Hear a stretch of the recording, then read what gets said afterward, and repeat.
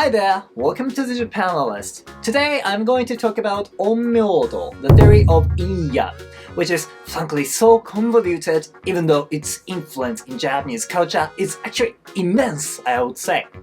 Onmyodo has influences on Japanese seasonal events, color, architecture, city building, and beyond. Also, there has been a famous specialist of Onmyodo long ago, whose name is Abe no Seimei.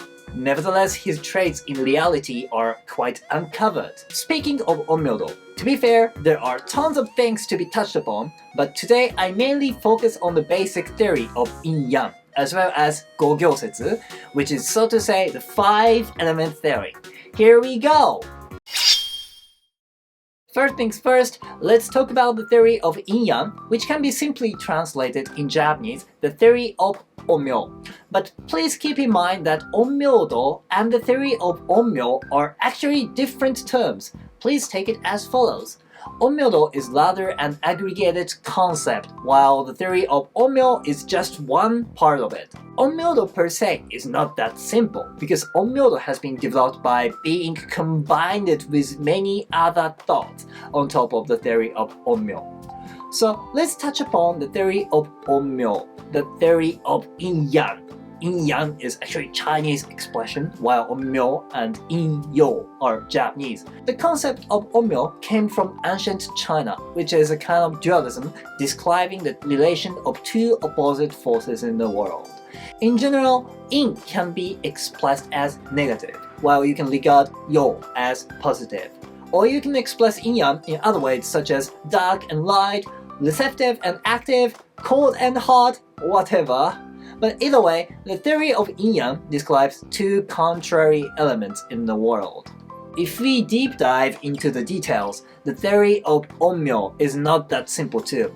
But for now, please simply take it as the theory of two elements, namely positive and negative.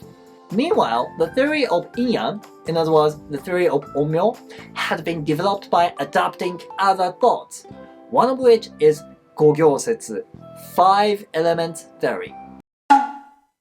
What is Gogyo, 5 elements, in the first place? The philosophy of 5 elements also came from ancient China, and initially it described 5 imperative, necessary things for human life. And the symbols for these 5 things are Sui, Ka, Mok, Kin, Do, respectively water, fire, tree, gold, and soil. Although initially it was really a vague concept with no detail about the 5 elements, it developed further as time goes by. Thus today, according to 5-element theory, every kind of existence in this world stems from any one of 5 elements. Everything can be categorized along with 5-element theory: seasons, cardinal directions, or even taste. On top of that, these elements are not independent. It affects each other. Hence, there are 2 more theories that describe the relation of those 5 elements. These are Gogyo Soukoksetsu and Gogyo Souseisetsu. Now, let's start from Gogyo Soukoksetsu, according to which there is a following cycle of 5 elements. Soukoku is so to say winning or conquering. So this is a cycle about the power balance of each element. For instance, since tree absorbs nutrition from soil, so tree conquered soil. Meanwhile, soil can stop water, and water can extinguish fire. In this way, there is a cycle of conquering by each element.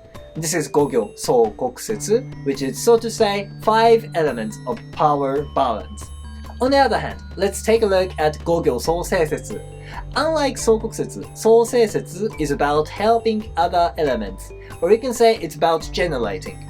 For instance, tree can help fire, and fire can make ash. Ash can be regarded as soil in this context. Now, you might have noticed that the order of 5 elements are different among those 2 theories, since each theory describes completely different relation, even though 5 elements per se are the same.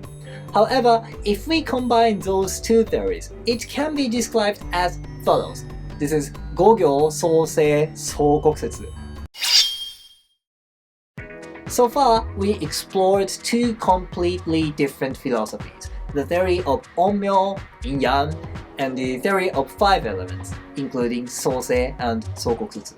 Long ago, in the beginning, these two philosophies, the theory of Onmyo and the theory of 5 elements, had nothing in common.